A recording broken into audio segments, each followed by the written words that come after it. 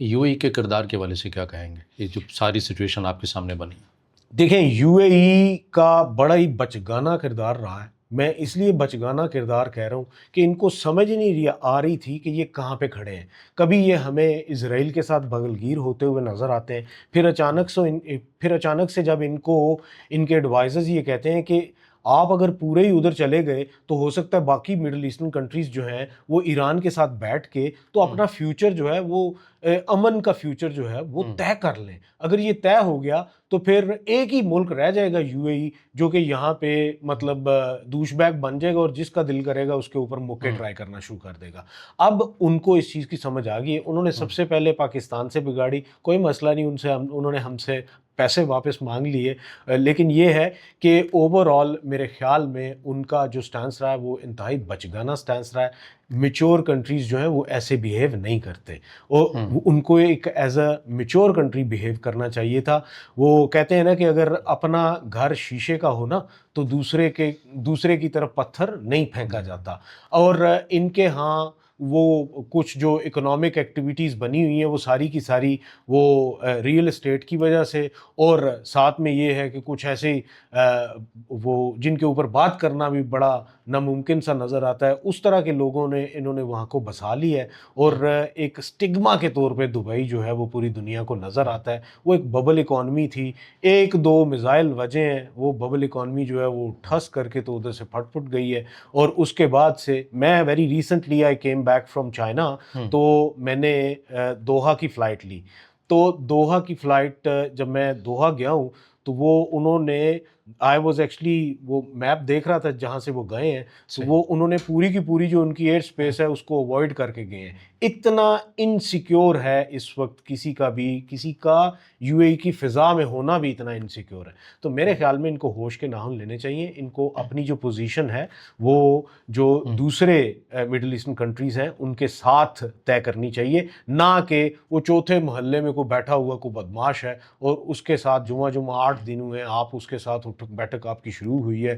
وہ سارے کے سارے ڈرگ کارٹل بھی ادھر ہی لے آتا ہے، اور سارے کے سارے جو وہ پورنوگرافک پون ہبز اور جتنے بھی ہیں ان کو بھی آپ کے ہاں لے آتا ہے. آپ یہ سمجھتے ہیں کہ شاید ان چیزوں سے آپ کی جو اکانومی ہے وہ کہاں کی کہاں نکل جائے گی. ان چیزوں سے آپ کی اکانومی تباہی کی طرف جائے گی، اور ان کو ہوش کے ناخن لینے کی ضرورت ہے. اسد بھائی، میں بات کرنا چاہوں گا چین اور روس کے حوالے سے بھی، لیکن چونکہ یو اے کا ایک سوال کا جواب آپ نے دیا تو میرے ذہن میں ایک اور بھی پوائنٹ آیا.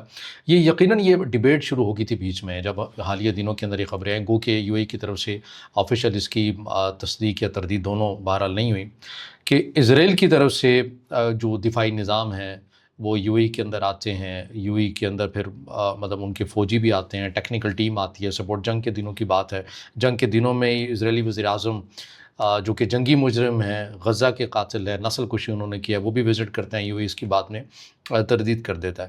تو ایک ڈیبیٹ نے یہ جنم لیا کہ ممکن ہے کہ امریکہ شاید یہاں سے نکل جائے، لیکن اسرائیل کو ایک ایسے سامنے رکھا جائے کہ دیکھیے اب اسرائیل جو ہے وہ اس خطے کی ایک بہتر حفاظت کر سکتا ہے. اسرائیل کے پاس وسائل ہیں، اسرائیل کے پاس طاقت ہے، گو کہ بیک اینڈ سے کہاں سے آتا ہے آپ کو بھی پتہ ہے. ایک فرنٹ فیس اب اسرائیل کو رکھا جائے کیونکہ اس نے اسی خطے میں رہنا ہے، امریکہ یہاں سے نکل جائے. تو آپ کو لگتا ہے کہ اس ڈیبیٹ کے اندر کوئی جان تھی، حقیقت تھی؟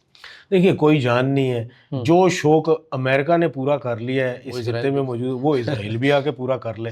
اسرائیل کے ہاں تو خود ان کے جو آئرن ڈومز ہیں وہی پورے نہیں پڑے، اور تھارڈ اور وہاں پہ پھر پیٹریٹس بھی لگانے پڑے اور پھر بھی وہ بھی پورے نہیں پڑے. اور ان کے ہاں جتنے میزائل بجے وہ پوری دنیا نے دیکھا ہے. اور وہ جتنا کی فن ہاں ہے وہ سب کے سامنے ابھر کے وہ سامنے آگے. انتہائی انسیکیور کنٹری ہے. یہ جو آپ نے بات کی ہے جس میں کہ نیتن یاہو نے بھی کہہ دیا اور ان کے کیبنٹ ممبر نے بھی کہہ دیا کہ ہم لوگ گئے ہوئے تھے ادھر، اور ہم لوگ وہاں پہ یو اے ای میں گئے، انہوں نے بڑا پرتپاک ہمارا استقبال کیا اور جنگ کے دوران ہم لوگ گئے ہوئے تھے. یہ اصل میں انہوں نے عجلت میں کیا ہے. میری نظر میں یہ وزٹ ہوا ہے، یہ اچھا وزٹ ہوا ہے پہلے، اس کے اوپر انہوں نے اس لیے پردہ اس کا چاک نہیں کیا کیونکہ اس وقت ضرورت نہیں تھی۔ جب انہوں نے اچانک سے یہ دیکھا کہ تمام کے تمام جو ملک ہیں مڈل ایسٹرن کنٹریز، وہ پاکستان کی مدد سے ایران کے ساتھ بیک چینل میں وہ ٹاکس میں ہیں اور وہ کسی طریقے سے کسی ایسی نہج پہ جا سکتے ہیں کہ وہ آپس میں بیٹھ کے طے کر لیں کہ بھائی ہم نے فیوچر میں ایک دوسرے سے کوئی جنگ نہیں کرنی، ہماری ٹوٹل جنگ بندی ہے، اور ایک دوسرے کو ایشورنسز اگر وہ دے دیں گے تو اس میں تو ہو سکتا ہے یہ بھی وہاں پہ نکل جائے۔ اس سے پہلے کہ وہ ادھر نکلتے، انہوں نے ان کا بھانڈا پھوڑ دیا کہ بھائی صاحب ہم تو ان کے ہاں جنگ کے دوران آئے ہوئے تھے، ان کے ساتھ تو ہماری بڑی درینہ دوستی چل رہی ہے، اور ان کے ساتھ تو ہم لوگ سوڈان میں بھی اکٹھے ہیں اور ہم لوگ صومالی لینڈ میں بھی اکٹھے ہیں، اور ہر طرف جو ہے وہ ہم ایک ہی چارپائی پہ بیٹھ رہے ہیں۔ لیکن ہوا یہ کہ اس طرف سے جو سہمے ہوئے، اسی لیے میں نے پہلے کہا کہ یو اے ای کی جو پالیسیز ہیں وہ بچگانہ پالیسیز تھیں۔